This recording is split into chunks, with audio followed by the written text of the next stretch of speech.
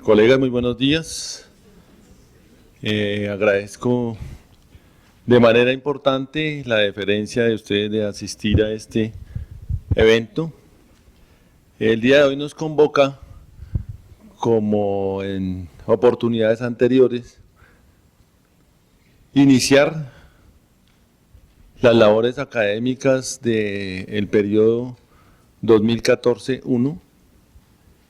Ha sido un escenario importante para la decanatura de la Facultad de Ciencias y Educación poder hacer un encuentro académico con los profesores en un ejercicio muy simbólico de lo que tiene que ver con el inicio de un periodo académico.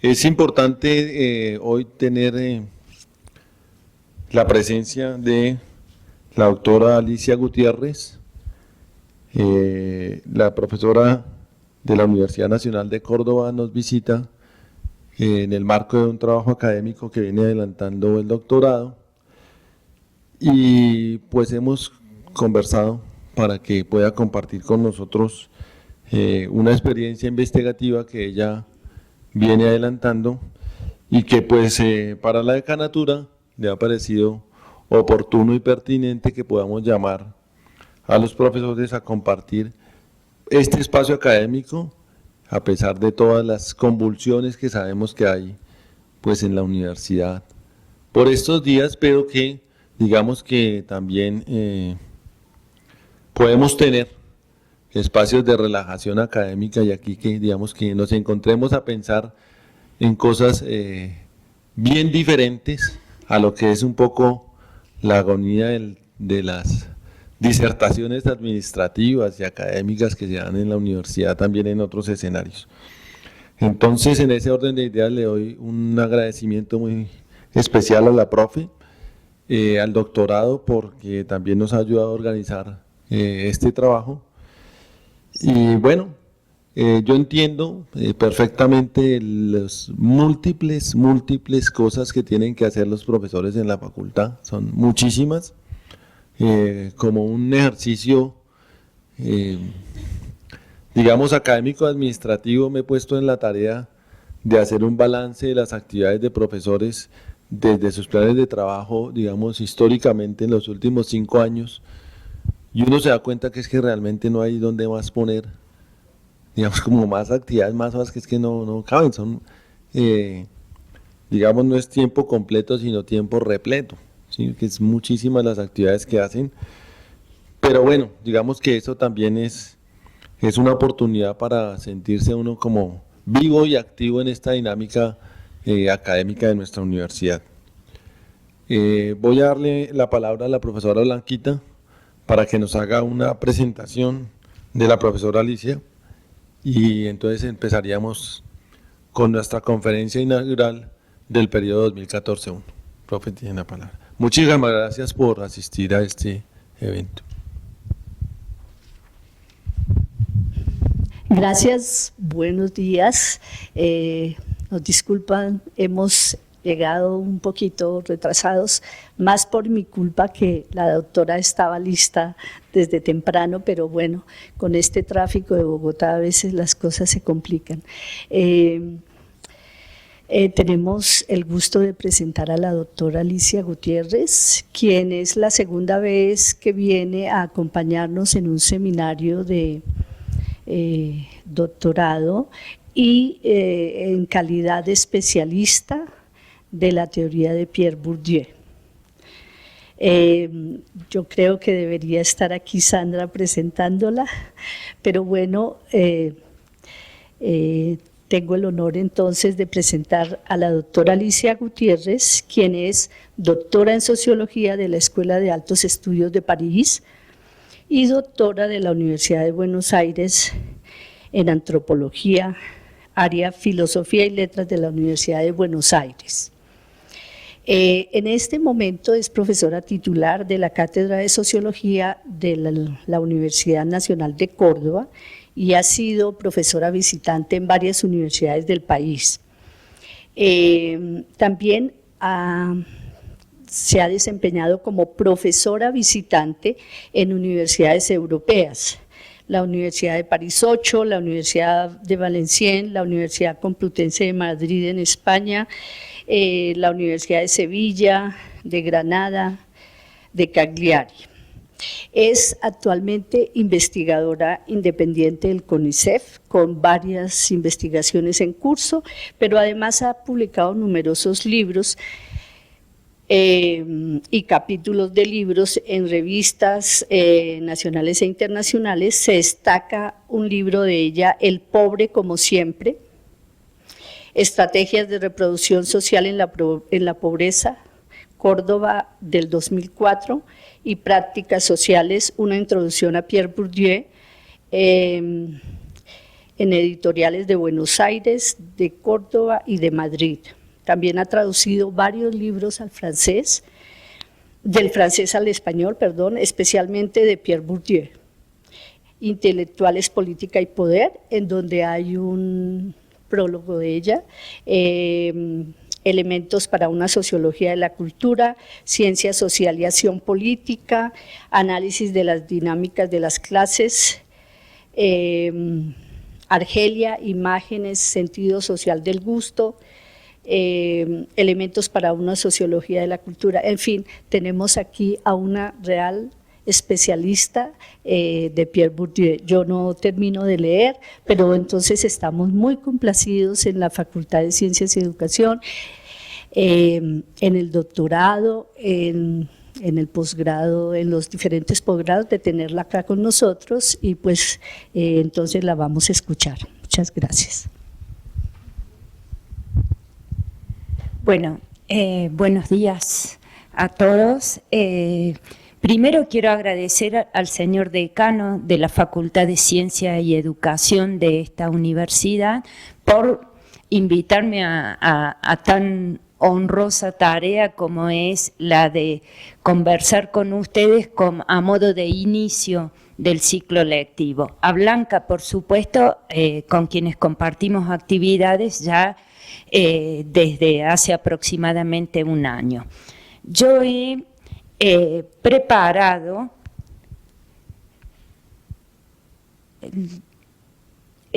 un PowerPoint, fundamentalmente, les soy sincera, para ordenar mi intervención y para ir midiendo los tiempos, y en espera también de que sea más claro para ustedes. He titulado mi intervención El análisis de la realidad social desde la perspectiva de Pierre Bourdieu.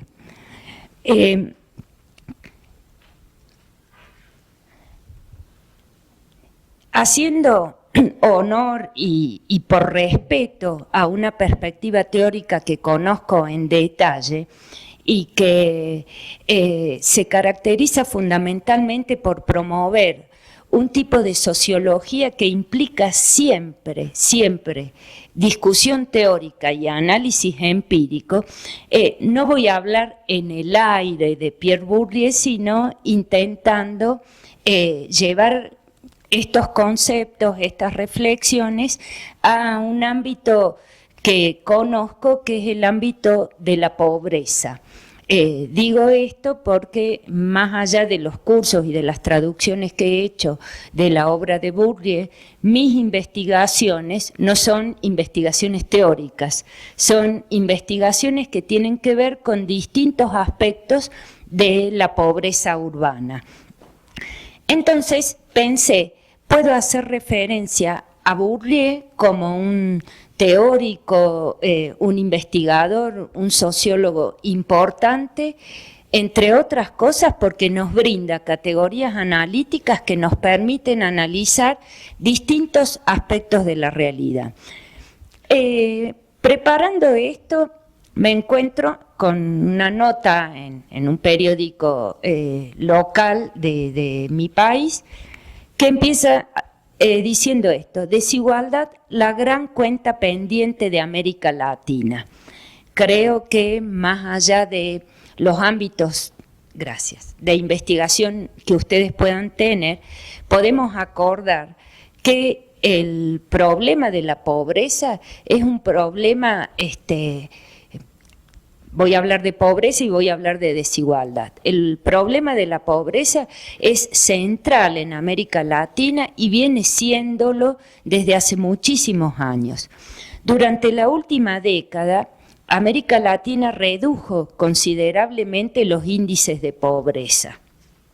Claro que uno acá podría decir, bueno, habría que analizar concretamente cómo se están midiendo los índices de pobreza, especialmente en determinados países.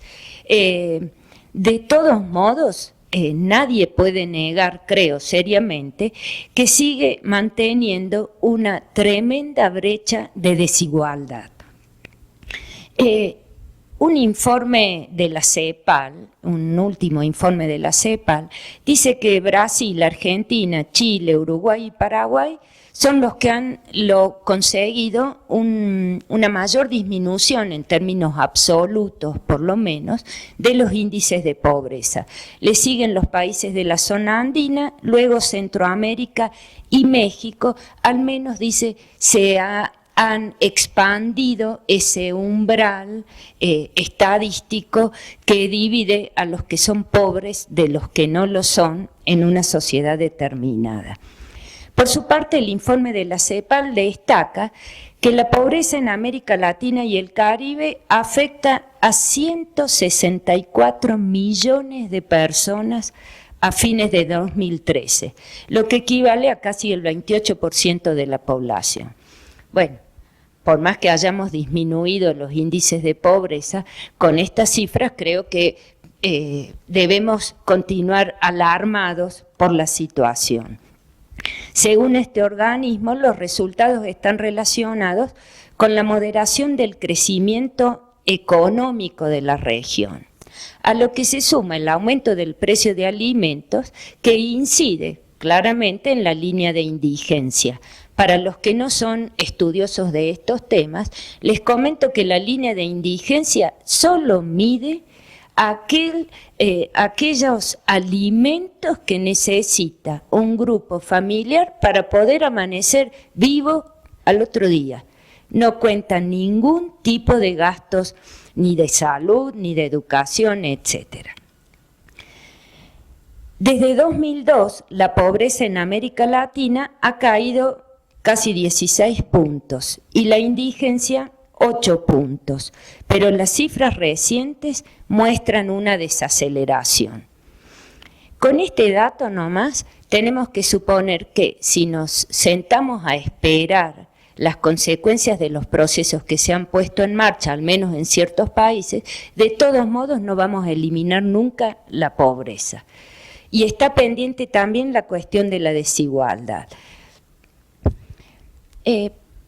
Pierre Bourdieu no ha llevado adelante por sí mismo investigaciones en el ámbito de la pobreza urbana.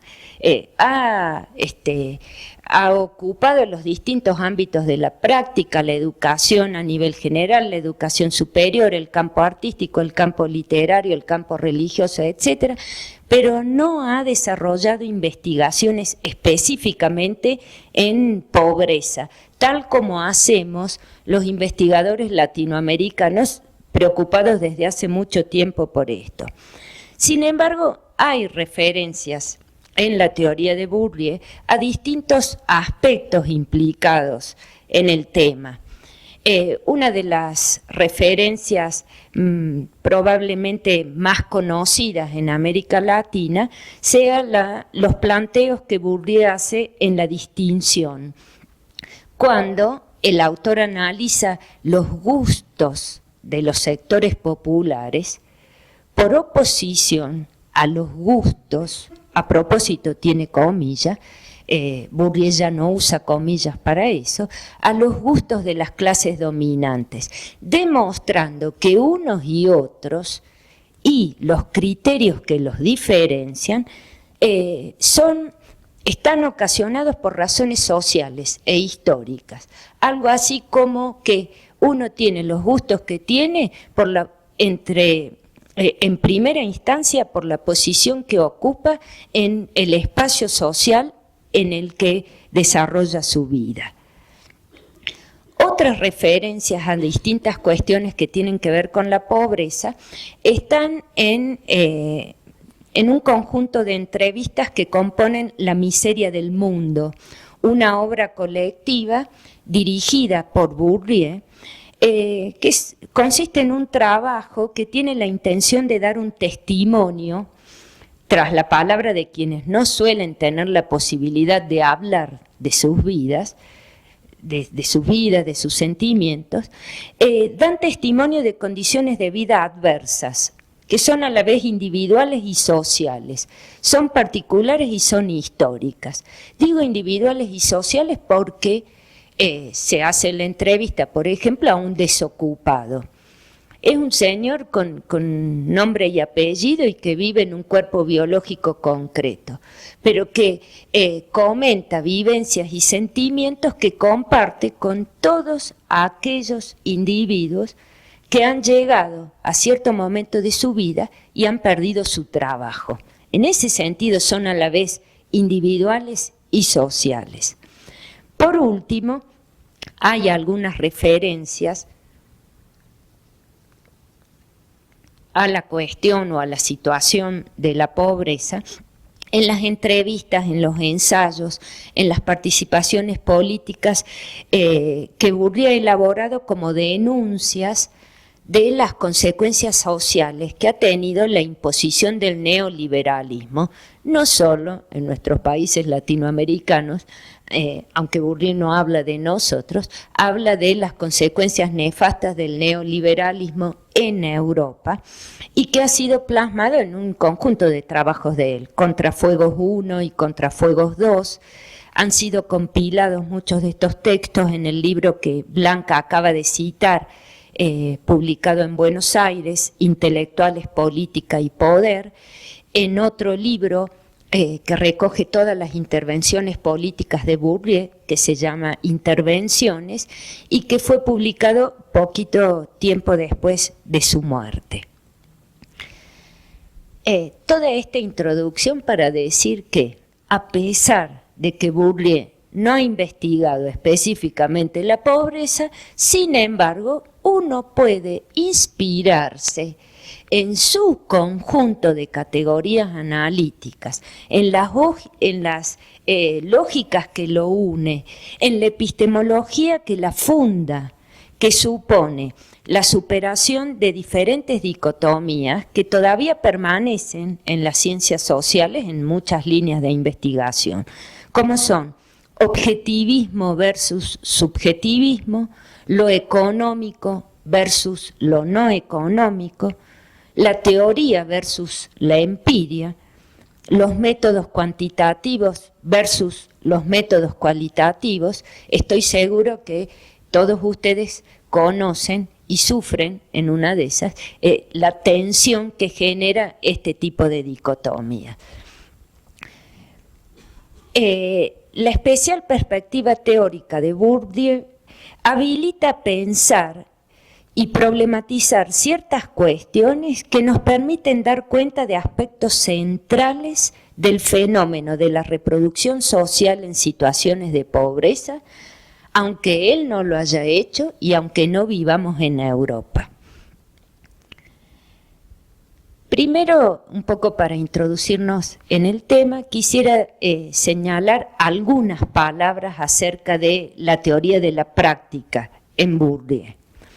El primer elemento que destaco en esta charla es que Bourdieu recoge una larga tradición estructuralista. Él ha sido discípulo de Lévi-Strauss y si bien toma distancias de lo que él considera una visión parcial de la antropología o de la sociología total, Bourdieu sigue siendo estructuralista.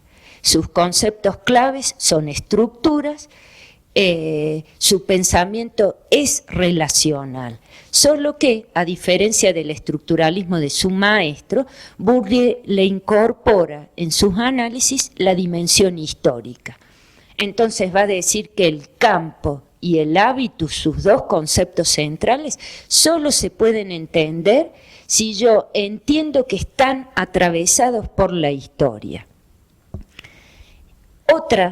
La otra de las cuestiones que quiero destacar particularmente y que creo que constituye un aporte interesante o tal vez el más importante porque lo plasma en sus investigaciones empíricas, es el hecho de que para Bourdieu la vida social o las condiciones sociales existen doblemente, existen en las cosas, afuera de los individuos, bajo la forma de estructuras independientes de su conciencia y de su voluntad, y también existen en los cuerpos.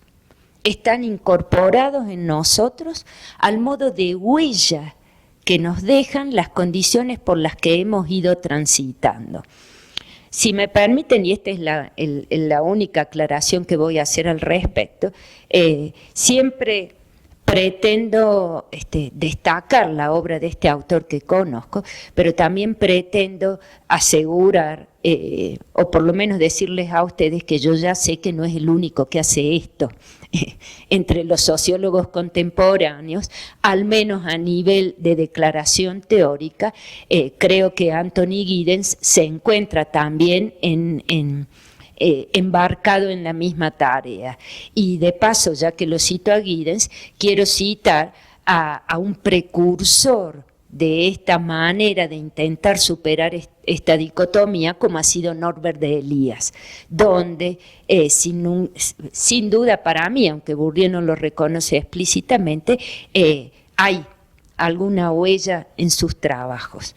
Habiendo hecho esta aclaración, es decir, Bourdieu no ha inventado todo, y ha retomado a muchos autores, incluso a veces olvidando de reconocerlo. Quiero pararme en esta segunda dimensión.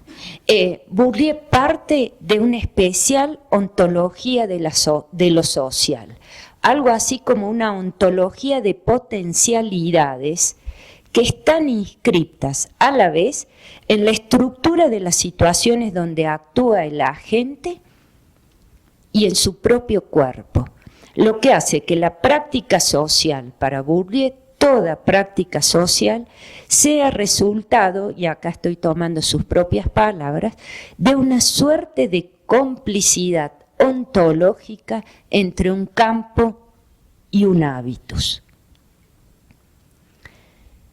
Otra de las cuestiones que creo que es necesario reforzar es que para reforzar en esta exposición, es que el poder para Bourdieu es constitutivo de la sociedad. Y ontológicamente el poder existe afuera del individuo y dentro del individuo. Existen las cosas y existen los cuerpos.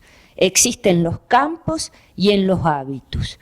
Existe objetivamente como relaciones de fuerza, como distribución desigual de recursos que son escasos, pero también existe simbólicamente. Entonces, poder físico y poder simbólico, violencia objetiva, tanto como violencia simbólica, condiciones objetivas y condiciones simbólicas constituyen el fundamento de la razonabilidad de las prácticas sociales en la perspectiva de Bourdieu. Y aquí subrayo muy brevemente, en toda la problemática o en todo el debate si las prácticas de los agentes sociales son racionales o no son racionales, dónde termina la racionalidad, dónde fracasa la racionalidad, para asumir las palabras de otro sociólogo contemporáneo de diferente perspectiva como John Elster. En ese debate Bourdieu dice: no nos preocupemos si las prácticas son racionales o no son racionales. Partamos de la hipótesis de que son razonables.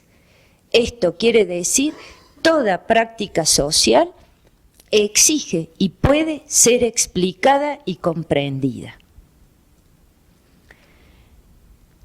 En este contexto, las prácticas sociales tienen una doble dimensión, un sentido objetivo y un sentido vivido, que deben ser entendidos dialécticamente para explicar y comprender las acciones sociales. Dicho así muy rápida y domésticamente, el sentido objetivo es en una de esas el que le podemos otorgar los investigadores que estamos afuera investigando un conjunto de prácticas. El sentido vivido es aquel que tienen en primera instancia quienes están implicados en esas prácticas y que nosotros como investigadores también, sin creernos que sentimos lo mismo, también podemos ponerle palabras para hacer comprensibles a nosotros mismos, a otros e incluso a ellos las razones doblemente objetivas y subjetivas de sus prácticas. Dado que entonces que las estructuras sociales existen dos veces, que lo social está conformado por relaciones objetivas, pero que también nosotros los individuos, los agentes, tenemos un conocimiento práctico de esas relaciones, una manera de percibirlas, de evaluarlas, de sentirlas, se nos impone a nosotros, los investigadores de ciencias sociales, una doble lectura de nuestro objeto de estudio, objetiva y subjetiva, a la vez, pero concebidas en una construcción teórica que supone una relación dialéctica entre ambas. Bueno, que ustedes me disculpan, Bourdieu, si me está escuchando, me disculpa por en 10 minutos rescatar lo que considero clave para esta exposición. Lo que yo quiero decir, después de toda esta introducción, es que esta manera de abordar la realidad social implica también una serie de consecuencias teóricas, metodológicas y éticas para el investigador. Voy a hacer referencia a ellas volviendo a mi campo de investigaciones y en todo caso intentando compartir con ustedes parte de mi cocina de investigación, de mis dudas y del uso que de Bourdieu he hecho para aproximarme a distintos aspectos de la pobreza. De alguna manera, estas investigaciones que vengo llevando a cabo hace más de 30 años, lo hago desde la perspectiva de Bourdieu, pero hay algo que quiero aclarar. En la famosa cuestión esta de qué hacemos con los conceptos que han sido producidos por otros autores en otros contextos de producción y motivados por preocupaciones diferentes a las nuestras. Bueno, que como muchos de ustedes sabrán, generan todavía mucho debate, por lo menos en las universidades de mi país.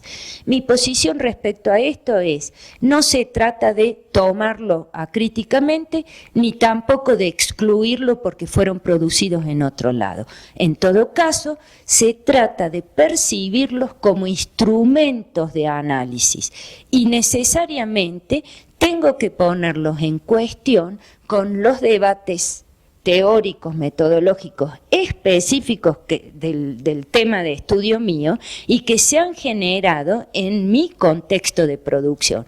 Cuando yo digo mi contexto de producción no estoy pensando solo en Argentina, sino en América Latina en general, pues tenemos muchísima experiencia teórica y empírica en estas temáticas. La manera en que yo construyo la problemática de investigación en la pobreza se hace contra la noción de pobreza. ¿En qué sentido? Se ha dicho de la noción de pobreza que es un concepto relativo. Unos son pobres porque otros no son pobres, o son pobres en relación con otros que no son pobres. El problema está en definir cuál es la línea que separa a unos y otros en una sociedad determinada. El concepto de pobreza, tal como se ha venido utilizando en América Latina, alude siempre a carencias, a privaciones, a falta de concretamente a necesidades básicas insatisfechas, que constituye uno de los modos de medir la pobreza en nuestros países latinoamericanos. Un autor argentino, Lobuolo, que tiene una amplia experiencia en estos temas, dice que los métodos de medición de la pobreza son métodos que cuentan cabezas. Solo podemos decir, hay tantos pobres en esta sociedad y hay tantos que no son pobres. Es descriptivo, no explicativo, y esa es probablemente la principal crítica que uno puede hacerle.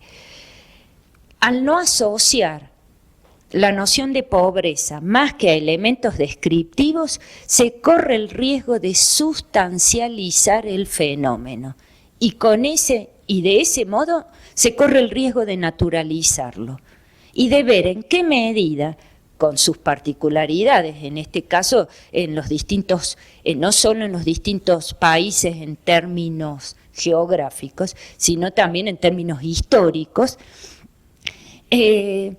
y puede impedir ver en qué medida, con sus particularidades, las diferentes situaciones son resultado de procesos históricos sociales que relacionan a esta población llamada pobre con otras que ocupan otras posiciones sociales en el marco del mismo espacio de lucha. Y para adelantar algo que probablemente diga más explícitamente luego, me ubico en una postura epistemológica teórica que sostiene que en un espacio social determinado, aquellos que son pobres lo son en relación con los que no son pobres y en el marco de relaciones de poder. En el contexto de las ciencias sociales latinoamericanas, una manera de problematizar la pobreza y que ha ocupado páginas y páginas de análisis teórico y un poco menos, pero también empírico, se ubican en torno a la noción de marginalidad. Este concepto de marginalidad social ha originado profundos debates, especialmente en las décadas del 50 y del 60 en las ciencias sociales latinoamericanas. Desde distintas perspectivas analíticas, algunos lo hacen, sobre todo el inicio de esta problematización tiene un enfoque ecológico urbanístico, cuando empiezan a aparecer estas poblaciones en los bordes de las grandes ciudades latinoamericanas, que grosso modo y con diferencia de pocos años responden a los mismos procesos. Un proceso de industrialización incipiente al menos en las grandes ciudades, un proceso de mecanización del campo que expulsa a las poblaciones a las ciudades, y empiezan a aparecer estas, en mi país se llaman villas miserias, en Brasil se llaman favelas, calampas se llaman en Chile, acá, ayer me dijeron pero no lo recuerdo. Bueno, claro, serían los suburbios, los cantegriles, etcétera. Es decir, población ubicada en los márgenes de las ciudades. Entonces, como estaban en los márgenes de las ciudades, se empiezan a llamar marginales. Otra aproximación teórica desde esta misma perspectiva hace un análisis en términos culturales y relaciona más específicamente la marginalidad con aspectos culturales. Un representante muy conocido norteamericano, pero con investigaciones en Latinoamérica, es Oscar Luis, que seguramente algunos de ustedes conocen, un antropólogo que es el creador del concepto de cultura de la pobreza. Luis ha llevado adelante investigaciones en México y en Puerto Rico, donde fundamentalmente subraya aspectos culturales de la marginalidad. Otros autores, fundamentalmente inspirados en la teoría marxista, analizan la cuestión de la marginalidad desde la no inserción de estos llamados marginales en el sistema capitalista. Esta línea de trabajo nomás, aquellos que sostienen la marginalidad en términos económicos, ha originado debates muy importantes acerca de cuál es la función que cumplen estos marginales en el sistema capitalista. Otra cuestión es, ¿cuál es la causa de la marginalidad en América Latina? Bueno, lo dejo por el momento, si después en el espacio de las preguntas a alguien le interesa algo más de esto. Lo que yo quiero destacar es que también un autor ítalo-argentino, Gino Germani, a quien nosotros reconocemos como nuestro primer sociólogo, propone un enfoque multidimensional de la marginalidad que ha tenido mucho éxito en América Latina, sobre todo en organismos tales como la CEPAL. Más allá de estas diferencias, que son diferencias teóricas importantes, este conjunto de autores comparte una serie de cuestiones que parten del hecho del propio concepto de marginalidad. Si uno dice marginal, está diciendo algo que está al margen, algo que no está integrado. En muchas de estas perspectivas aparece claramente esta dualidad entre marginalidad e integración.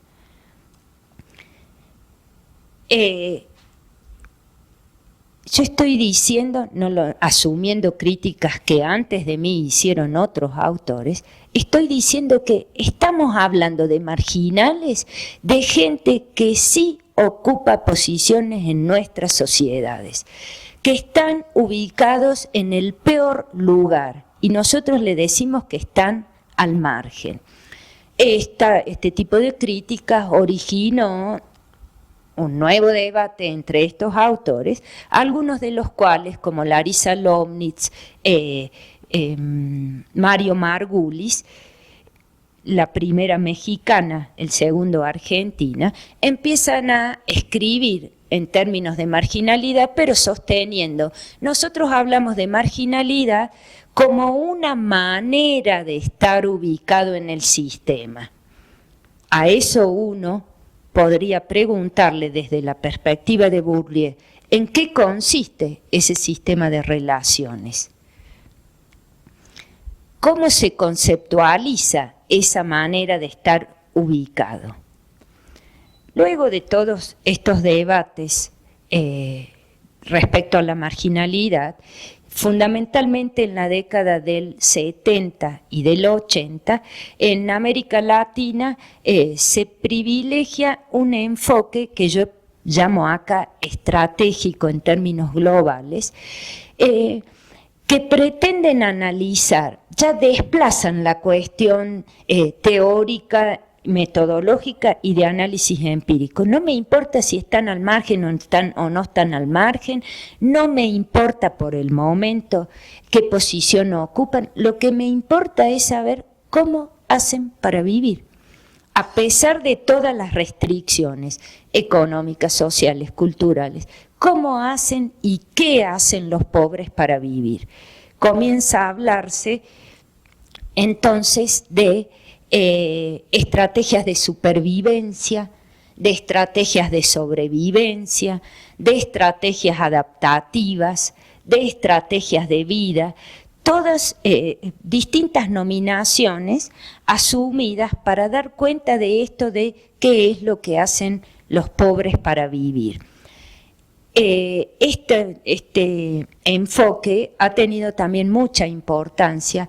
Probablemente el evento que se recuerde más fuerte ha sido en 1981 en Buenos Aires, la PISPAL, el Programa de Investigaciones de América Latina, organizó un seminario que se tituló Estrategias de Supervivencia, un concepto en busca de contenido.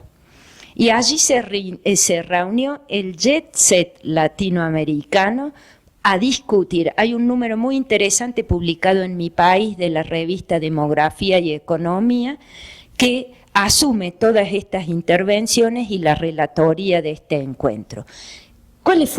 ¿Cuáles han sido reconocidamente los aportes de este enfoque?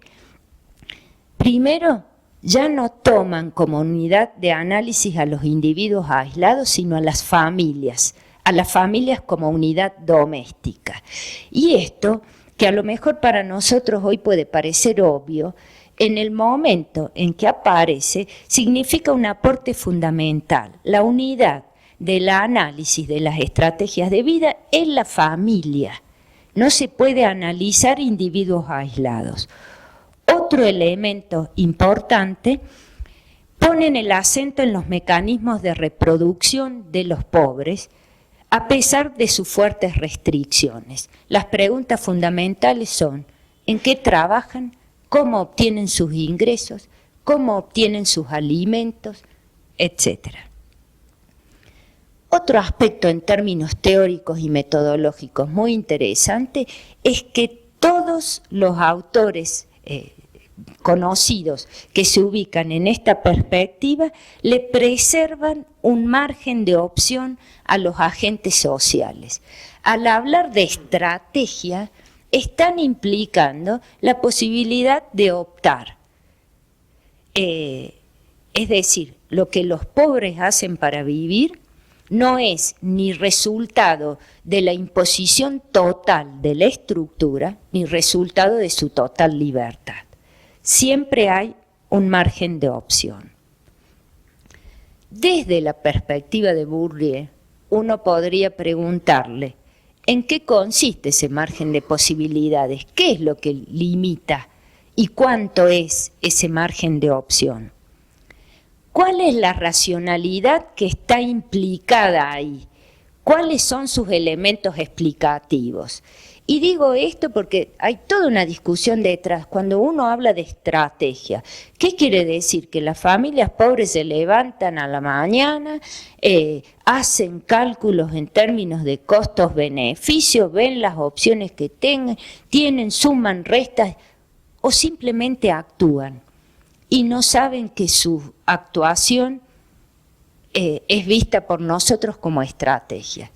Queda como pregunta: ¿cómo definir la posición social no solo por lo económico?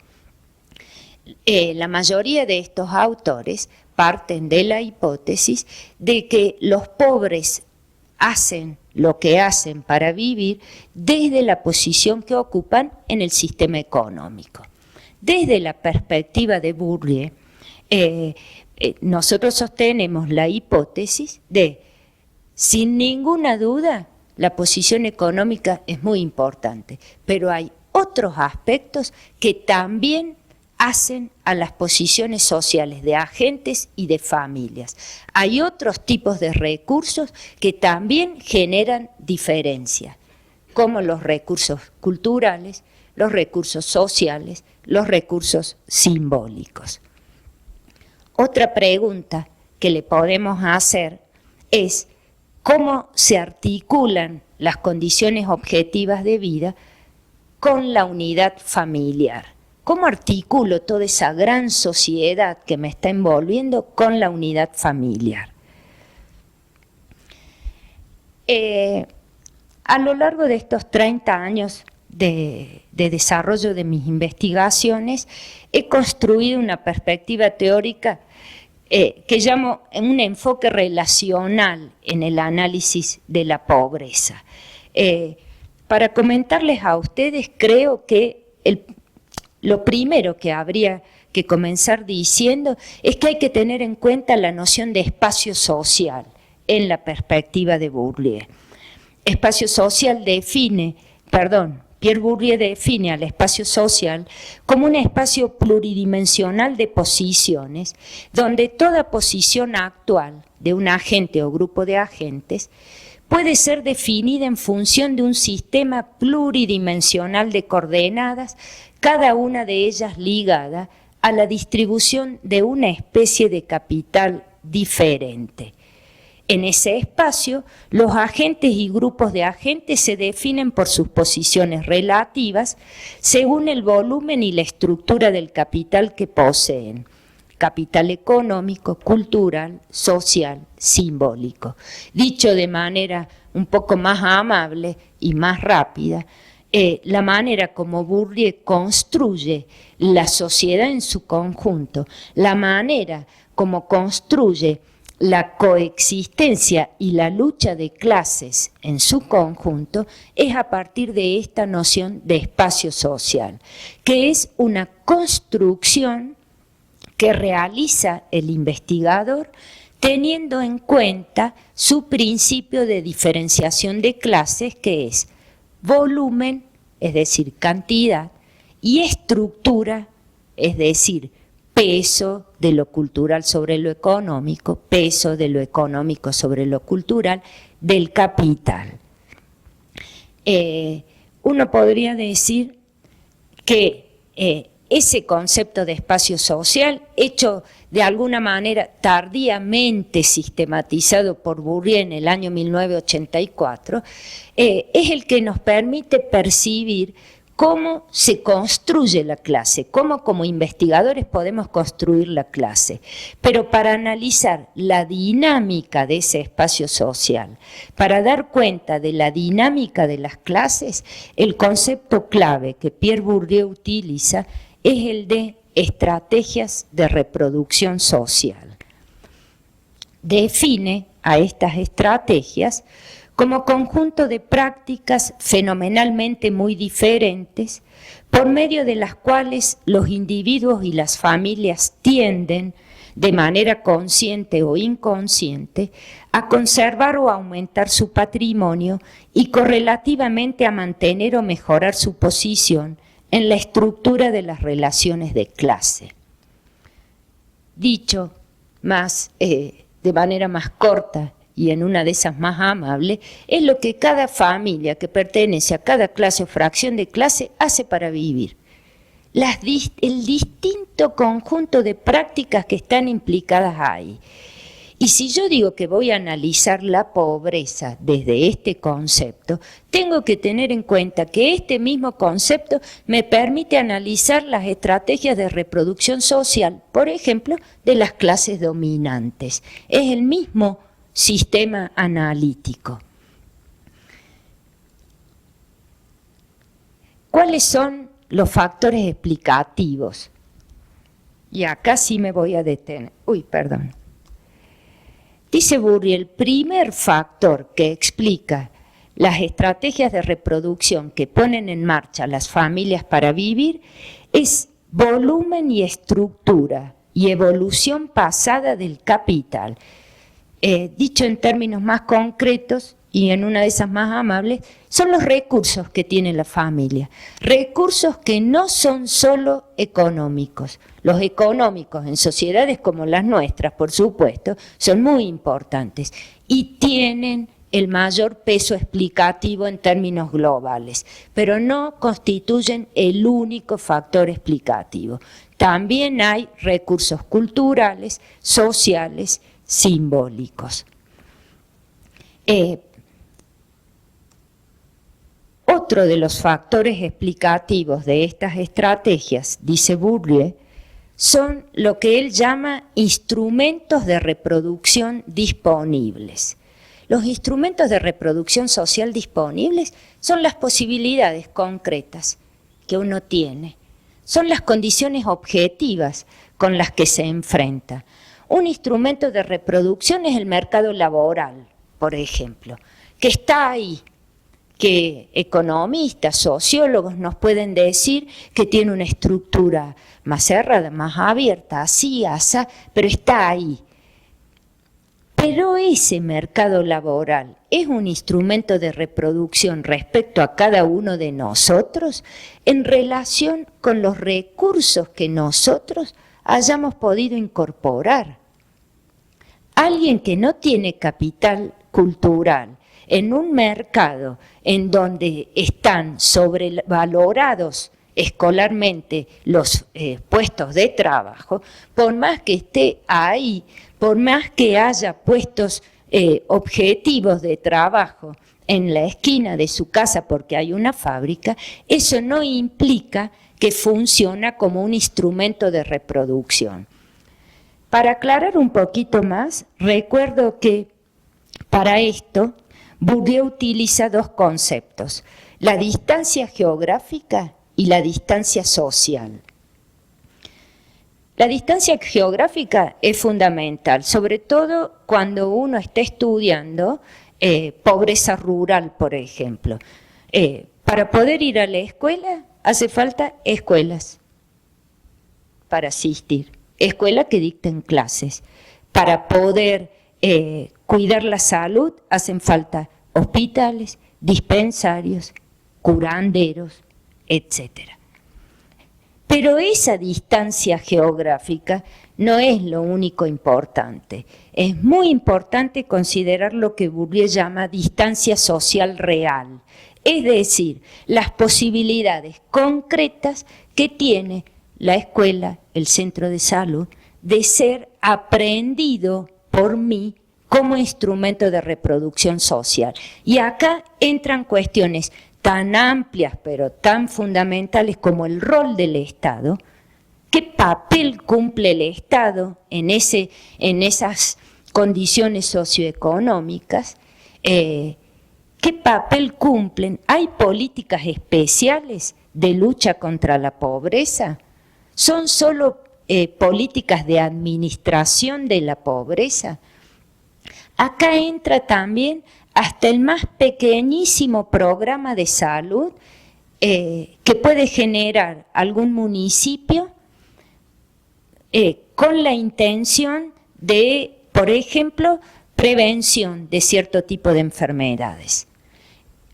Y doy un ejemplo concreto. En mi país, con el retorno, más específicamente en mi provincia, con el retorno de la democracia en el año 1983, prácticamente se eliminó el analfabetismo a partir de un programa que todavía subsiste débilmente, que se llama Programa de Asistencia Integral Córdoba. Era un programa que de control médico, control sanitario, pero que le daba también, pero no, y que también le daba a los niños que asistían a la escuela 2 comidas diarias, desayuno y almuerzo o almuerzo y merienda. También le daban delantales, útiles escolares, etc. Por supuesto que uno puede decir, bueno, pero la calidad, y no, la calidad es objeto de discusión, pero estoy mencionando esto porque indudablemente esto que se llama distancia social incide en las posibilidades concretas que tienen las familias. Otro principio explicativo es lo que Bourdieu llama estado de relación de fuerzas entre las clases. Y con esto estoy recordando que lo que hace una clase para vivir se puede entender solo relacionalmente respecto a lo que otras clases hacen para vivir. Y para decirlo más crudamente, esto me recuerda que la pobreza no se reproduce en un espacio social concreto independientemente de la riqueza, y que la producción y reproducción de la pobreza es consecuencia de la producción y reproducción de la riqueza en un espacio social concreto. Por último, nos propone Bourdieu estas estrategias de reproducción en la pobreza se explican también por los hábitos incorporados. Y recuerdo, el hábitus es un concepto central en la sociología de Bourdieu, no inventó él ni la palabra ni el concepto, pero sin ninguna duda la ubicación que tienen en el contexto analítico es original. Hablar de hábitos es recordar que la historia que cada uno de nosotros ha ido viviendo se ha incorporado en nosotros como una segunda naturaleza. El hábito es un sistema de disposiciones a pensar más de cierta manera que de otra, a percibir más de cierta manera que de otra, a valorar, a querer más ciertas cosas que otras, que cada una de nosotros ha incorporado a lo largo de su historia. Pero cuando uno dice de su historia familiar en el marco de la trayectoria de una clase, en el marco de una estructura de clases y por lo tanto atravesada por relaciones de poder. Permítanme, porque desde que conocí esto, siempre lo cito cuando hablo de hábitos. Los trabajos de Firpo, un maestro uruguayo, que recopila lo que sus alumnos le han ido comentando a lo largo de su trabajo como docente, por lo tanto que es cierto, no es invención ad hoc para una conferencia. Firpo ahí comenta en un caso que les pide a sus alumnos de escuela pobre de los suburbios de Montevideo que escriban ¿qué voy a hacer cuando sea grande? Uno de sus alumnos, un niño de 9 años, contesta esto: cuando sea grande voy a ser millonario, voy a construir muchos departamentos, los voy a alquilar y con lo que saque del alquiler me voy a poner una carpintería para ganarme la vida. Voy a ser millonario, voy a tener muchos departamentos, los voy a alquilar y con lo que saque del alquiler me pongo una carpintería para ganarme la vida. Eso es el hábitus. Me dice lo que es pensable y lo que no es pensable, lo que es para mí, lo que no es para mí. Cuando yo leía eso pensaba, claro, ¿cómo se gana la vida su papá, su tío, su padrino? Y se gana la vida con suerte siendo propietario de la carpintería o trabajando en un taller mecánico. Su hábitus le impedía siquiera terminar la fantasía de lo que era tener mucho dinero. ¿Qué es lo que yo creo que constituyen apuestas y aportes fuertes de analizar la pobreza a partir de estas categorías analíticas? Primero, creo que un aspecto fundamental es que se parte de los recursos y no de las carencias. Ojo que esto es una actitud metodológica, por supuesto. Lo que estoy queriendo decir es que los pobres hacen para vivir, lo hacen a partir de lo que tienen, no de lo que no tienen, no de lo que les falta. Por supuesto, esto no implica decir, miren todos los recursos que tienen los pobres, ya está, no nos preocupemos. No, es una actitud metodológica. Les voy adelantando, lo que los pobres tienen, sobre todo, es capital social, pero no capital social al modo como lo analizan los organismos internacionales, Coleman y demás, sino en otro sentido que ya lo voy a decir.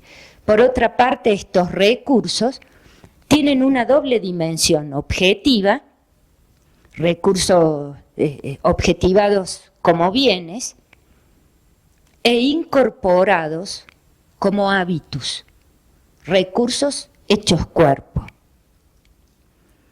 Frente a la noción de marginalidad que he comentado hace un rato, se analiza la posición que las familias ocupan en el espacio social a partir de ese volumen y estructura de recursos. La racionalidad de las prácticas, la razonabilidad, está mediada por el hábitus.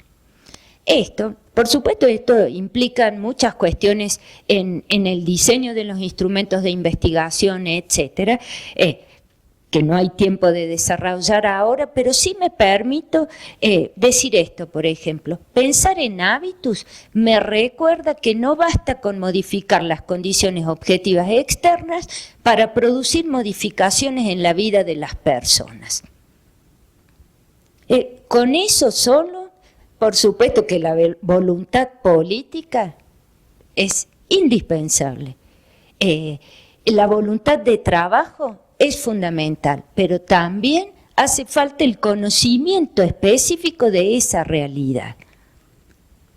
Estoy pensando en la cantidad de proyectos y proyectitos para promover microemprendimientos que les tiran por la cabeza, por lo menos en mi país, a muchos barrios pobres, proyectos que les exigen una mentalidad empresaria, un cálculo del tiempo, una posibilidad real de percibir el largo plazo que los pobres no tienen, no porque son torpes, sino que no tienen porque históricamente vienen siendo pobres y están ligados a la urgencia. Esto es lo que tengo hoy, esto es lo que tengo para comer y no sé lo que voy a tener mañana. Esto lo voy a saltear. Uno de los recursos fundamentales que tienen los pobres es el capital social.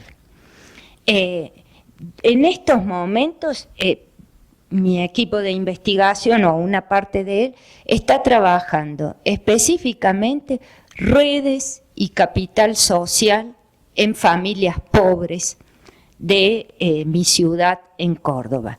La manera en que como yo analizo este capital social se construye con y contra otros enfoques ligados a esta cuestión. Lo paso rápido. Con Larisa Lomnitz, por ejemplo. Larisa Lomnitz, una antropóloga mexicana que de alguna manera revolucionó los análisis de la pobreza con un libro que fue publicado en 1975 que se llama ¿Cómo sobreviven los marginados?, que ataca todo tipo de reflexión y sentencia respecto a los pobres no se organizan. Claro, los pobres no se organizan según como yo creo hay que organizarse. Larisa Lomnitz con ese libro demuestra que los pobres para poder sobrevivir generan mecanismos de reciprocidad que les permite conformar redes donde intercambian recursos materiales, intercambian información, intercambian servicios. Yo te cuido a los hijos para que vos vayas al médico y bueno, yo tengo la expectativa que cuando necesites los vas a cuidar. Larisa Lomnitz nos demuestra los distintos tipos de redes que crean un conjunto de familias de una gran barriada mexicana que se llama Cerrada del Cóndor. Los trabajos de Larisa Lomnitz, creo yo, nos obligaron a los que investigamos pobreza urbana a considerar siempre que parte de las estrategias de los pobres se resuelven a través de redes sociales. Entonces, con Larisa Lomnitz, contra la concepción social de Coleman y otros, fundada en el individualismo metodológico y sostenida por los organismos internacionales. Digo esto porque a veces cuando en ciertos auditorios uno dice capital social y empieza a ver caras feas. No es ese capital social que está en todos los proyectos o en la mayoría de promoción de la pobreza. ¿En qué se diferencia? El enfoque de Coleman es interaccionista. El individualismo metodológico necesita a los actores en presencia para poder empezar a explicar las acciones sociales. Es un enfoque sustancialista. El mismo Coleman dice, el capital, refiriéndose al capital social, es una cosa. Que Coleman me disculpe que lo he puesto solo en 3 renglones. Y en la perspectiva de Coleman hay ausencia de las relaciones de poder. Yo construyo mi noción de capital social con Lomnitz y con Bourdieu. Para Bourdieu pone en marcha un enfoque estructural. Más allá de las interacciones, hay estructuras que las hacen posible, hay estructuras que las limitan. Para Bourdieu, el capital es relación. Y de esto se ha escrito mucho. Para Bourdieu, el capital social, como cualquier otro capital, es recurso, fuente y resultado de relaciones de poder. Y esto tiene consecuencias, cuando yo digo tiene consecuencias en el análisis. El capital social como un recurso fundamental que tienen las familias pobres. Primero, posiciona socialmente al individuo, a la familia, al colectivo. Lo digo rápidamente y créanme, les aseguro, en un conjunto de familias pobres no es lo mismo ser presidente de la cooperativa, tesorero o vocal que ser simplemente socio. El hecho de ocupar ciertos lugares asegura el mantenimiento de ciertas relaciones, especialmente con los que no son pobres. Se acumula el capital social, exige inversiones, como cualquier capital, en tiempo, en esfuerzo. Se hereda. Yo he estudiado particularmente en mi tesis de doctorado las estrategias de herencia de un grupo de mujeres que llevan adelante las estrategias colectivas en un barrio pobre para que sean sus hijas quienes hereden esa tarea. Es por supuesto trabajo, responsabilidad, pero es también recurso. Y se puede reconvertir en otras especies de capital, como el capital militante. Un grupo de becarios míos ha trabajado especialmente la reconversión del capital social en capital militante en un conjunto de mujeres en Malvinas Argentinas. El capital social, por otra parte, es relacional en un contexto histórico determinado. Estas formas de capital social me voy a referir sobre todo a la primera. En mis investigaciones yo he podido identificar formas colectivas de capital social que nos permiten analizar las relaciones entre pobres y no pobres. Hay formas familiares de capital social que permiten analizar redes entre familias pobres y hay formas individuales de capital social. Permítanme que por razones de tiempo y para que quede algún espacio para preguntas, les comente que el poder analizar las formas de capital social colectivo de los pobres es un instrumento fundamental para analizar cómo se suelen reproducir conjuntamente o espacios de reproducción de pobres con no pobres. Yo particularmente en mi tesis de doctorado he analizado la red de relaciones que un grupo de familias ha mantenido con un grupo de montoneros. Montoneros ha sido el grupo de guerrilla urbano más importante de mi país, digo ha sido, aunque todavía hay algunos militantes, con una capacidad de movilización tremenda. ¿Por qué los califico por no pobres? Por el origen social. Clases medias altas, importante capital cultural. Yo propongo que así como los pobres usan lo que tienen para vivir, y lo que tienen es capital social, los no pobres buscan a los pobres, buscamos a los pobres por lo que tienen y no por lo que les falta. Y lo que los pobres tienen es capital social, sobre todo colectivo, que según los contextos históricos se puede reconvertir en capital político. Concretamente en el periodo de Montoneros ellos son el pueblo. el pueblo que se moviliza, el pueblo que va a recibir al general Perón, que venía de su exilio de Madrid, el pueblo que sale a la calle y que muestra a las demás fuerzas políticas la capacidad de movilización que tiene Montoneros. Lo he dicho muy rápido, esto lo trabajo como en 80 páginas, es apenas una sugerencia. Las ONG, ¿qué necesitan para sobrevivir? Beneficiarios. Los pobres son capital social colectivo susceptibles de transformarse en capital beneficiarios. Para que no quede, lamento no tener tiempo de poder comentarles algo más, y para que no quede que yo estoy mirando críticamente a Montoneros, ONG, los políticos, parada arriba de una especie de vitrina, cuando yo defendí mi tesis de doctorado, puse en cuestión también esto, mi relación de no pobre, con esas familias a las que conocí y trabajé y compartí 10 años. Entonces yo siempre digo, me embarqué en hacer un doctorado en la cuna de la sociología, un doctorado sobre pobreza. ¿Qué necesitaba? Pobres. Los busqué también por lo que tenían, no por lo que les faltaba.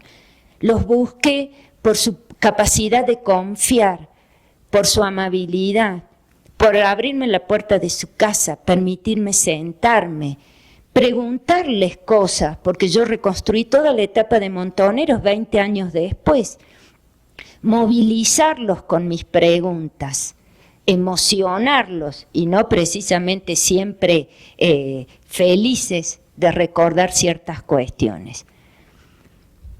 A modo de cierre, quiero decir que el problema de la reproducción de la sociedad y de sus mecanismos de dominación-dependencia en todos los niveles es nuestro desafío para los cientistas sociales contemporáneos. Inmerso en el gran problema de la dominación social, en el doble sentido de relacional e histórico, se encuentra el problema de la pobreza. Y fundamentalmente el problema de la desigualdad, que es lo que está asociado.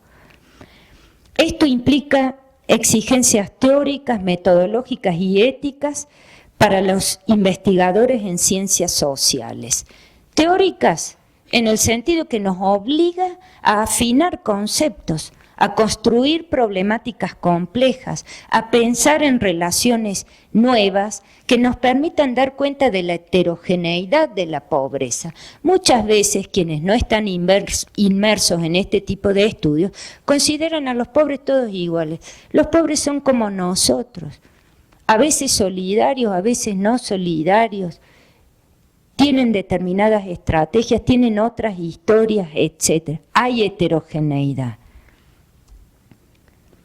Nos obliga también a ser creativos en el uso de métodos y técnicas para obtener información y para analizarla. Sobre todo, solamente lo declaro, para poder utilizar, por ejemplo, las fuentes de información que sistemáticamente hacen nuestras instituciones como el Instituto Nacional de Estadísticas y Censos, etc.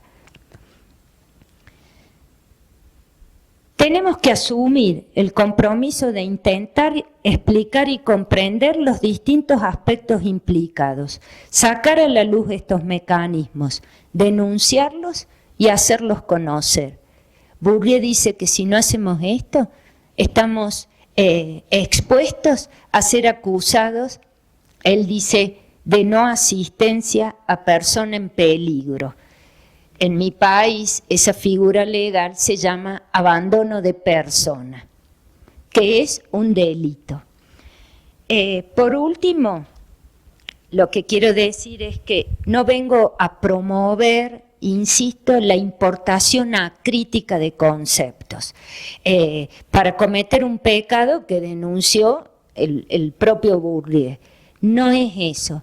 Se trata de pensar los conceptos y las teorías como herramientas de análisis y ver y ponerlos en cuestión y en tela de juicio con nuestros propios debates.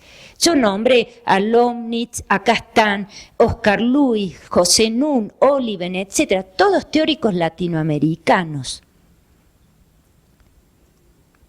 Por último, esta intención que he tenido con ustedes acá es de transmitir también que me embarco en aquella idea de que la sociología es a la vez discusión teórica y análisis empírico. Lamentablemente no les he podido contar nada de estas investigaciones que llevamos adelante hace más de 30 años. Quiero subrayar entonces que me ubico en aquella perspectiva epistemológica que supone que estos conceptos son herramientas analíticas, no solo alimento de discusiones teóricas, que por supuesto son necesarias, pero que no podemos quedarnos solo con ello. Gracias.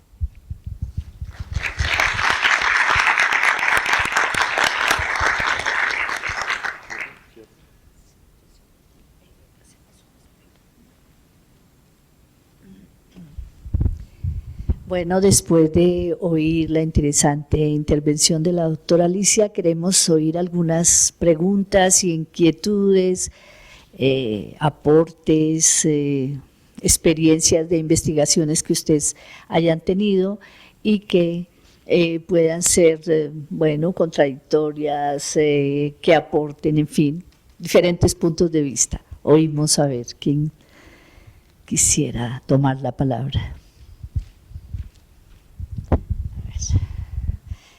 Profesor.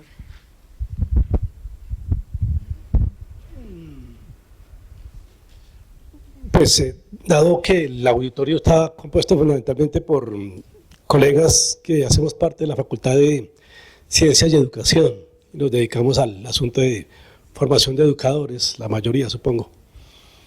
El tema de la escuela como agencia de reproducción social y cultural que Bourdieu analizó ampliamente en su libro La Reproducción.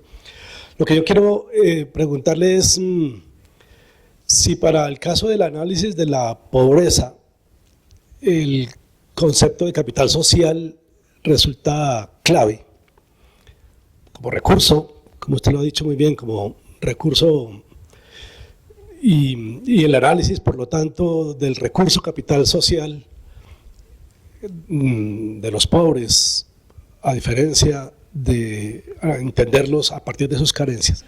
Digo, ¿se podría hacer alguna analogía para algún concepto semejante para el caso de la escuela?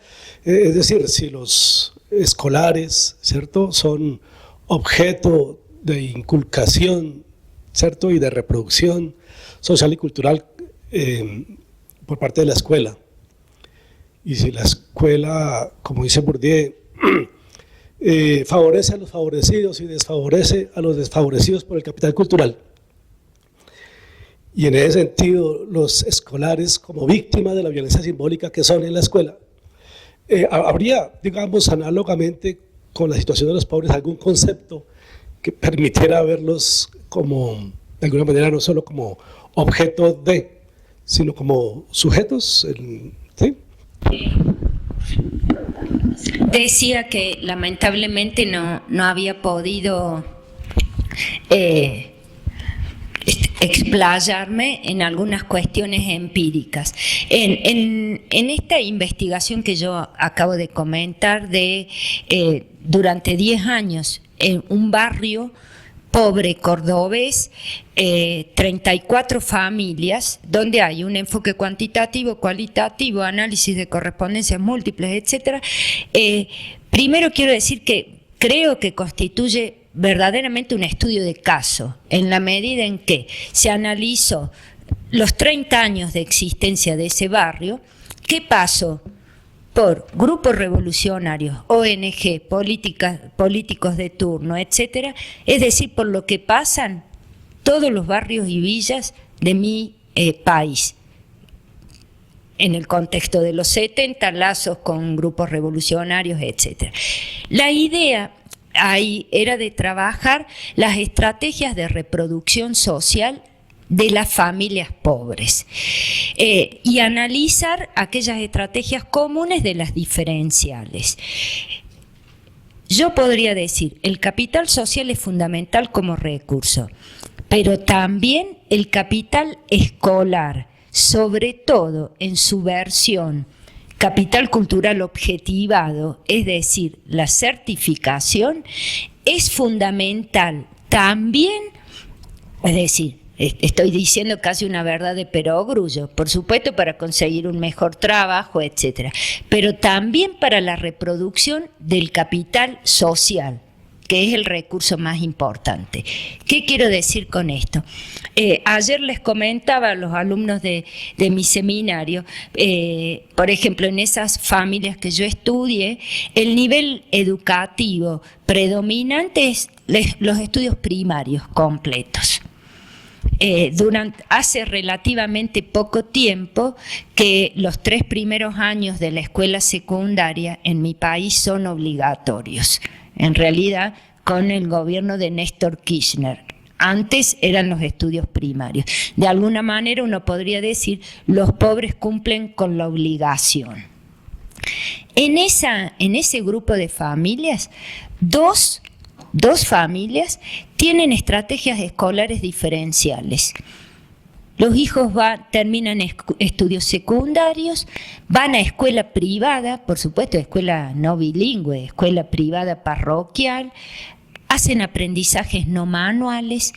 Eso es posible explicarlo solamente teniendo en cuenta la dimensión histórica, la trayectoria de la familia. Y uno ahí puede percibir, por ejemplo, que en un caso claramente es una familia desclasada, que terminó viviendo en una villa miseria, pero que su origen histórico no es el de la pobreza extrema.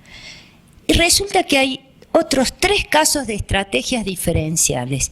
3 mujeres jóvenes que tienen estudios secundarios completos, pero que lo han hecho a partir de una estrategia diferente, en un bachillerato acelerado de adultos, no como inmediatamente después que terminan la escuela primaria, en un bachillerato acelerado de adultos, sostenidos no por su grupo familiar, sino por ellas mismas con su trabajo como empleadas domésticas. Estas chicas son las que se presentan ahora como herederas de lo que yo llamo en mi trabajo las líderes de segundo orden, que son las mujeres que llevan adelante las estrategias de la cooperativa, es decir, las estrategias del capital social colectivo. ¿A dónde voy? Ahí hay como un liderazgo en 3 líneas. La más importante es masculina, presidente y vicepresidente de la cooperativa, que a modo de una familia son los que traen los recursos, son los que firman los convenios, etc. Después un conjunto de mujeres, las líderes de segundo orden, y después un tercer orden, las jovencitas que se están preparando. ¿Cómo se preparan? Barren el comedor, les sirven la comida a los niños, etc. De esas hay 3 que han terminado estudios secundarios completos. Lo analizo yo como un recurso fundamental para asegurarse la herencia de las madres. Es decir, ellas tienen capital social, son hijas de estas líderes, en algún sentido heredan ese capital simbólico y por si hacía falta tienen estudios secundarios completos, que por más que el resto del vecindario no lo haga, lo reconoce como legítimo. No sé si por ahí pasaba el peso que puede tener el capital escolar. Sí.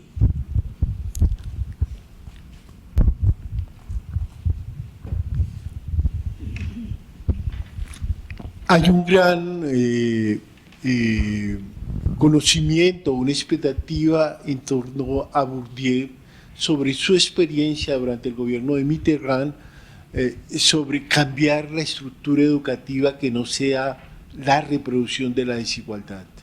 ¿Sí?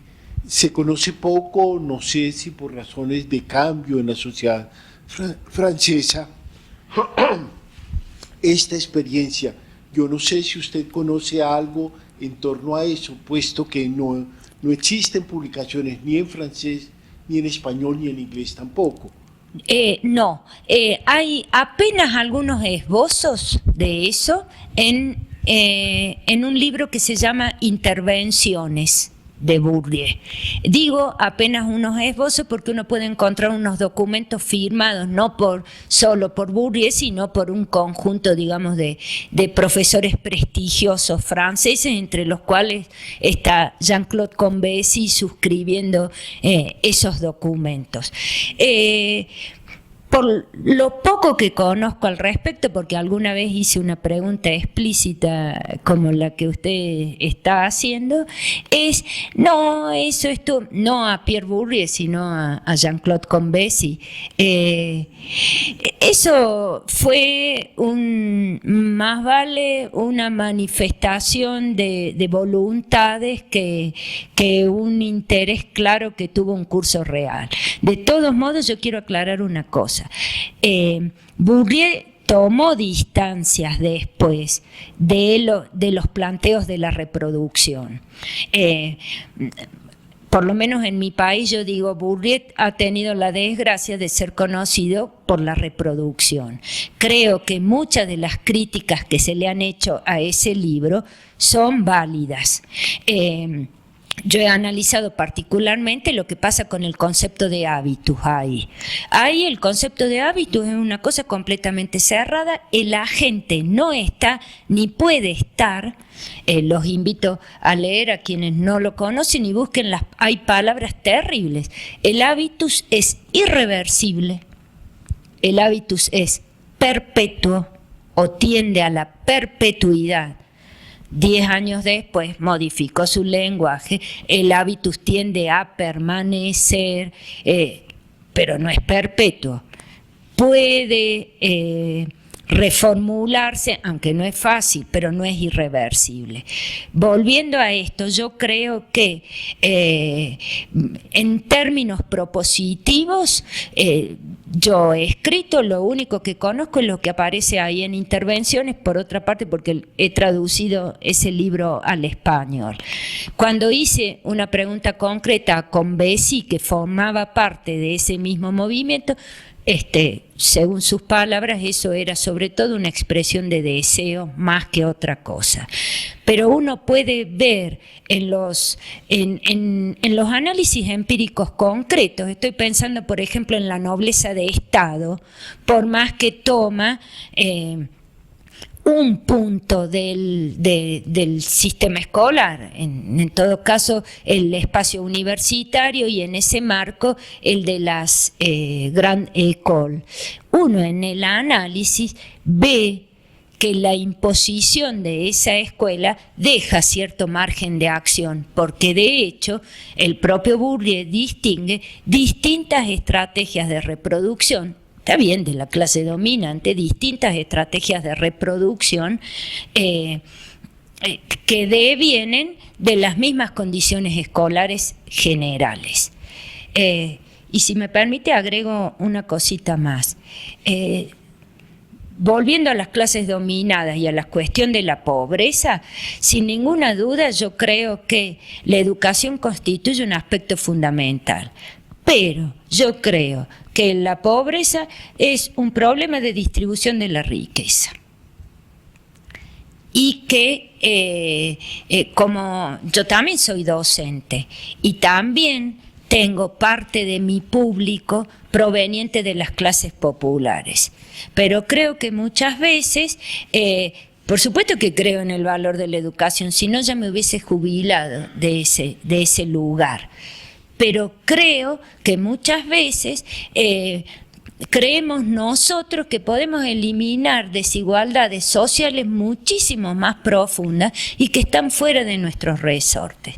Digo esto porque en mi universidad, por ejemplo, para los alumnos que trabajan, nosotros les ofrecemos distintos tipos de evaluaciones, consultorías, y uno siente ahí que hay otra cosa de fondo que hay que trabajar primero.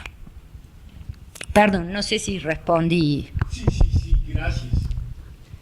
Quiero hacer una pregunta sobre un concepto que usted usó, el de capital militante. Yo lo escuché hace un tiempo en una conferencia en la Universidad Nacional. Como lo entiendo, tiene que ver con la movilidad social que logran, usando su categoría, los pobres, a partir de la militancia, sobre todo en organizaciones de izquierda, al entender como con las contradicciones de la sociedad y como tener una conciencia de clase, logran cambiar el estado de cosas y moverse hacia otras clases sociales. Quisiera saber si hay estudios sobre eso. Primero, no estaría tan de acuerdo con todos esos aspectos, ¿no? Los creadores del concepto de capital militante son Frédéric Matonti y Frank Pupo. Yo he traducido incluso un libro de Frank que se llama Desigualdad y Movilizaciones. Si tú pones en la página, si pones en el Google Frank Pupo, Dominación y Movilizaciones, te lleva al PDF de ese libro. Después te puedo pasar el dato.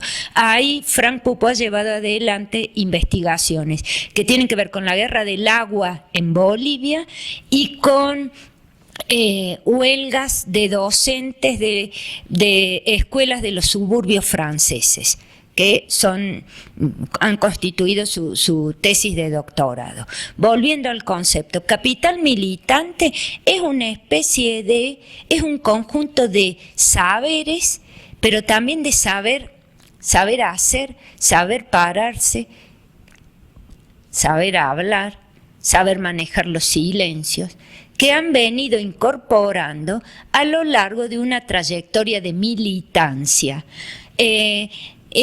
No necesariamente, no política en el sentido de política partidaria, sino política en el sentido verdadero de la política más amplio, en organizaciones vecinales, en sindicatos, etcétera.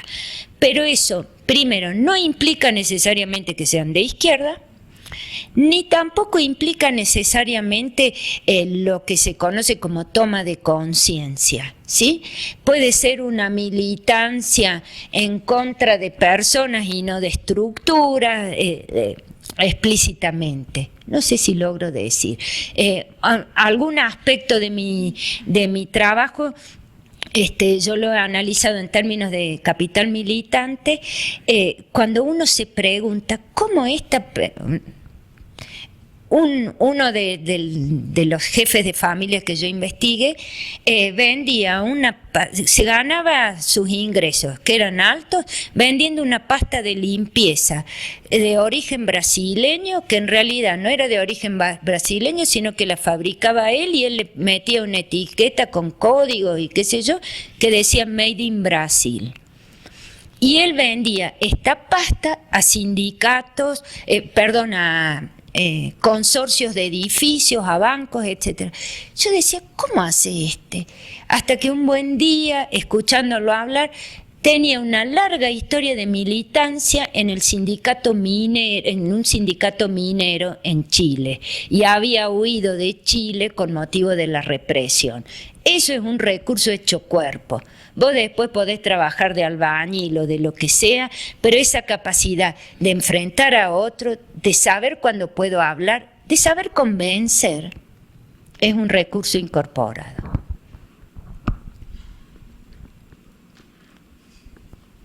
Álvaro, ¿ibas a intervenir? No sé dónde. Bueno, gracias por la invitación que me han hecho para esta charla con la doctora Alicia. Bueno, quería comentar dos cosas. Una sobre la pregunta de Bourdieu y el tema de la educación. Ese tema lo alude doña Isabel Jiménez en un libro que se llama Escuela Capital Cultural y no recuerdo, donde le hace esa pregunta. Capital Cultural, Escuela y Ciudadana. Exacto. Y justamente dice que por alguna razón fue llamado a hacer una una intervención en la educación de Francia y hace un comentario de unos supuestos principios generales de la educación en Francia, que queda pues como unos ideales muy grandes para lo que corresponde la realidad francesa y la realidad de la educación.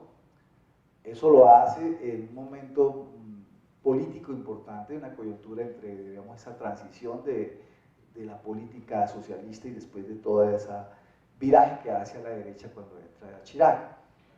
Pero realmente se nota que también no quiere participar ni quiere disponer, digamos, de su teoría para decir cómo debería ser la educación en Francia, como por supuesto lo hace con Japón, que en ese mismo libro preguntan qué opina de la distribución del capital cultural en Japón, y de hecho es llevado al Japón, pero dice que cada quien resuelve sus líos desde su contexto.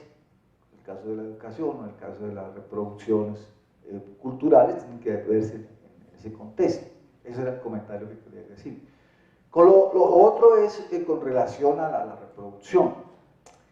De eso todavía hay un debate, ¿no? En Colombia también se conoció a Bourdieu en los años 60 con los libros de la reproducción. Y los principales enemigos, digamos, de esas tesis fue la izquierda en Colombia, cuando siempre dijeron que era una forma mecánica y una forma reaccionaria de ver la educación, puesto que no era así. La educación no era solamente una reproducción y que estaba muy próxima al hábitos que se convertía en algo irreversible, sino que existían posibilidades de cambio de la educación a partir de las estrategias personales y a partir del talento de una persona que podía cambiar la estrategia.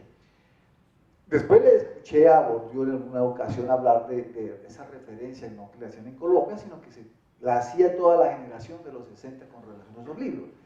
Y decía que sí, que él tenía algunas, había dicho algunas cosas que con premura, por su investigación con su compañero de investigación, había dicho algunas cosas, pero que en esencia se sostenía en lo que había dicho en su libro La reproducción, y aludía a lo que él consideraba el prólogo del libro de la reproducción, que es un pedazo, un verso de la poesía del francés Desno. Él decía, ustedes no se dieron cuenta que allí estaba el prólogo, cuando habla de Desno de el pelícano, no sé si fue una forma de salir de paso, pero decía, ustedes no leyeron allí cuando decía que del pelícano que pone un huevo sale otro pelícano y del pelícano que pone un huevo sale otro pelícano. Yo lo digo aquí en mis clases para, como no tenemos muchos pelícanos aquí los cachacos, entonces hablamos de la gallina pone un huevo, del huevo sale la gallina. Ese, digamos, sería el sentido de la reproducción hasta que a alguien se le ocurre hacer caso colombiano, unos huevos pericos con los huevos de la gallina. Es decir, que él decía que estaba el mensaje, no solamente la reproducción, sino la posibilidad, por ejemplo, en la educación, de detener la reproducción en tanto que un profesor o una política de educación propusiera una innovación. Es decir, la innovación estaba implícita en detener la reproducción. Creo que eso convoca a todos los educadores y a todo el sistema de educación. Proponer que si bien el principio durkheimiano de que la educación es la reproducción del statu quo de la sociedad, también existe la posibilidad en la educación, si los profesores tienen la posibilidad de hacer ver el mundo diferente, de una manera crítica, de una manera, por supuesto, no reproductiva, saldría otra cosa. Eso es lo, digamos, en aras de ser abogado de Bourdieu hoy día, lo que se dijo. Quizá no escribió más explícitamente esa forma, digamos, de aclarar esa situación que lo hizo. Pero ya en el sentido práctico, utilizando el término de Bourdieu, algunos ejercicios que hemos hecho en tesis, aquí cito una tesis de Fausto Peña, que fue tesis doctoral de la Universidad Distrital, se habla de esos aspectos de cómo, primero, analizar en Colombia la educación con un elemento como la distribución del capital escolar en Colombia, y de qué manera poder a partir de allí señalar algunos principios que podrían contribuir a la distribución en Colombia, aún sin tocar los fundamentos de la política. Y yo creo que la primera conclusión de esa tesis del que fui jurado es que poco nos habíamos preguntado que hay una distribución de capital escolar en Colombia y que esa distribución del capital escolar depende de las circunstancias por supuesto, de los orígenes sociales, pero también de las posiciones de las universidades públicas y privadas dentro del contexto de Colombia. Entonces ya allí ese libro, que yo invito, que creo que ya está publicado, a ver en dónde estamos situados nosotros, que es lo interesante, porque nosotros nos situamos en la educación, yo tengo un concepto que produce risa, el profesor Germán Farieta le gusta mucho oírme eso, que desde el punto de la distribución del capital escolar en Colombia todos somos levantados, concepto que yo, porque si nosotros vemos la configuración de la estructura de la educación en Colombia, en 2 o 3 generaciones de los que hemos podido entrar dentro de la pirámide de educación, hemos podido ascender de la educación, ¿sí? Y en todas las familias, incluidas las más casi prestigiosas de Colombia, en la 3ª generación aparece el analfabeta. Es decir, nosotros estamos hablando de los que hicimos doctorado, pero mi madre hizo el bachillerato, pero mi abuela no estudió. Entonces, en esa dinámica, digamos, general, encontramos que esa distribución se da. Entonces, con base en esas, digamos, reflexiones y con esos estudios como el que acabo de señalar del doctorado, nos podemos dar cuenta que, por un lado, lo que usted anotaba ahora, las teorías de Bourdieu sirven de inspiración que se puede manifestar en los estudios empíricos y de casos, etc. Que son teorías que son inacabadas, también le escuché a Bourdieu, decía, mis teorías son inacabadas, y alguna vez le pregunté por la plusvalía del capital cultural, y me decía, eso sí le toca a usted y a los que, porque yo no tengo tiempo.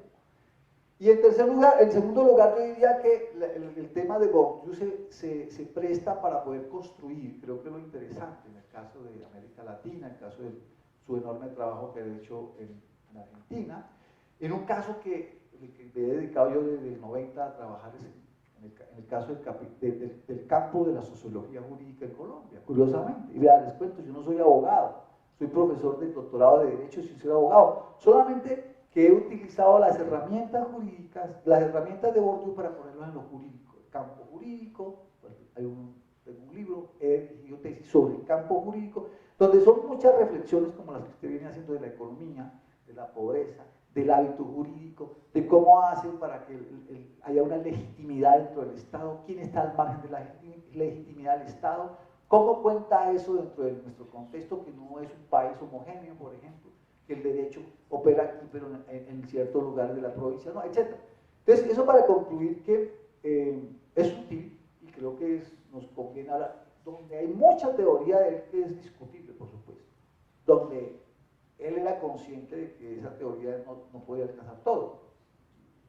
También repito diciendo, el caso colombiano, me pasó lo que le pasó a Alicia, cuando usted dice, yo que hacía haciendo mi tesis en París, vengo de un origen social que no es de los pobres, ¿qué necesito? Los pobres, ¿cierto? A mí me dice personalmente, ¿y usted qué hace haciendo una tesis en París? ¿Qué hace haciendo una tesis en París? No, que es que no hay doctorado, que no hay estadística, todos. Decía, no, yo creo que está desperdiciando un enorme potencial que es el de un laboratorio social como es Colombia. Por eso estoy por acá. Y termina diciendo, y que ninguna teoría puede dar cuenta si ustedes tienen que construirla porque es tan complejo la sociedad de allá que tienen que dar cuenta de otra cosa. Gracias. Yo voy a decir 2 cosas muy cortitas, un poco para aclarar sobre todo mi intervención. Primero, yo creo que Bourdieu dijo lo del pelícano para salir del paso. Discúlpenme, Bourdieu era una persona como nosotros, es decir, a veces escribió cosas muy interesantes, otras veces fue construyendo por otra parte su teoría que uno hoy la presenta como si fuese un cuerpo cerrado, etc. Tiene avances y tiene retrocesos. Respecto a la educación, creo que más allá que lo que él plantea en la reproducción, más allá de esas tesis, que además son duras para leer, más allá de eso, podemos tomar esas herramientas analíticas para intentar explicar incluso el papel de la educación, de la educación y los mecanismos, etcétera, de nuestras propias sociedades. Quiero aclarar una cosita respecto a mi opinión. Yo creo, volviendo a lo que dije, la cuestión de la pobreza es una una cuestión de distribución de la riqueza. Entonces, dejemos ese autor Lobolo argentino que les mencioné, dice, siempre recuerdo una frase de Confucio, la mejor salida es siempre por la puerta. La mejor salida es siempre por la puerta. Entonces no busquemos la claraboya allá arriba. Ahora bien, también creo que esas estructuras, además de esas estructuras, etcétera, estamos los individuos, con vidas concretas y con vidas que acaban. Lo que yo acabo de decir no, para nada quiere decir esperemos la gran revolución. No, porque también tenemos un compromiso con esa gente que está viviendo ahora. Y en ese sentido creo que es posible que uno genere instrumentos como docente que los lleven a los, así pequeñitos, que los lleven a nuestros estudiantes a adoptar una actitud crítica, con que logren hacerse cargo de una actitud crítica, además de lo que estamos diciendo nosotros, ya un pasito estamos dando.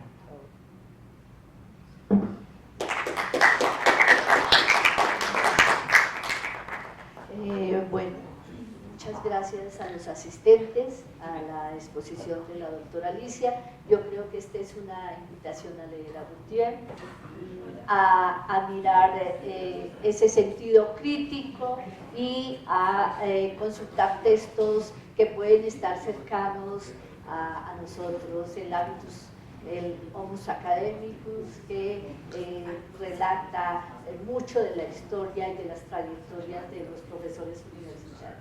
Bueno, muchas gracias. Gracias al señor decano, gracias a los profesores, a nuestra directora del doctorado y a todos los profesores que estuvieron en esta sesión. Muchas gracias.